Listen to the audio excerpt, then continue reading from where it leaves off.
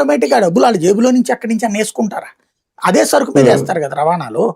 కూరగాయల రవాణా అయినా ఇప్పుడు ఫర్ ఎగ్జాంపుల్ రైతు తీసుకెళ్లి మార్కెట్ లో అమ్మాలన్నా, మార్కెట్ నుండి హోల్సేలర్ కి రావాలన్నా, హోల్సేలర్ నుంచి రిటైలర్ కి రావాలన్నా, రిటైలర్ దగ్గరికి వెళ్ళి మనం కొనుక్కోవాలన్నా ఆయిల్ కావాల్సిందే కదా ఇక్కడ.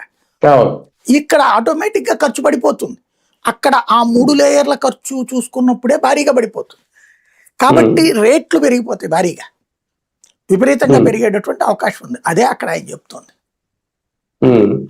ఒకటి సార్, నిజంగా అన్ని రాష్ట్రాలు కలిసి ఒకే తాటి మీదకి రావడం ఈ సందర్భంలో, అంటే అప్పుడు ప్రాణభయం ఉంది కోవిడ్ టైంలో, ఇప్పుడు ఒక రకంగా బతుకు భయం ఇది, అంతే తప్ప దీనివల్ల ఏదో అయిపోద్దని అయితే కాదు. భరించేవాడు భరించగలుగుతాడు, భరించలేనివాడు పరిస్థితి ఏంటి అనేది ఇక్కడ కీలకం.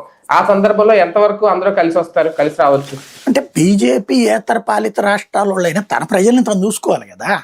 బేసిక్ తన ప్రజలు మోడీకి పోద్దులే ఇదంతా అనుకుంటే రేపు పొద్దున ఏళ్ళనైనా ఎందుకు ఎన్నుకోవాలి జనం రాష్ట్రాల్లో? మోడీకి జాతీయ ఎన్నికలతో సమస్య ఉంటుంది. రాష్ట్ర ఎన్నికలకైతే గనక ఇక్కడ మా ప్రాంతీయ పార్టీలు ఉన్న చోట మరి ప్రాంతీయ పార్టీల జవాబుదారీనే కదా. బీజేపీ పాలిత రాష్ట్రాలకు ఒక ప్రాజెక్ట్ వాళ్ళు అమలు చేసుకుంటారు. వాళ్ళ పార్టీనో లేకపోతే వాళ్ళకి సంబంధించినటువంటి ఎక్స్పర్ట్స్ వాళ్ళకి చెప్తారు. వాళ్ళు ఈ భారాన్ని మాక్సిమం తగ్గించుకునే ప్రయత్నం చేస్తారు. ఇప్పుడు మనకి పెట్రోల్ ఇక్కడ 118 రూపాయలు 119 రూపాయలు ఉంది. అదే 99 రూపాయలు 100 రూపాయలు బీజేపీ పాలిత రాష్ట్రాలు. మరి వాళ్ళు భారాలు పాటించట్లేదు.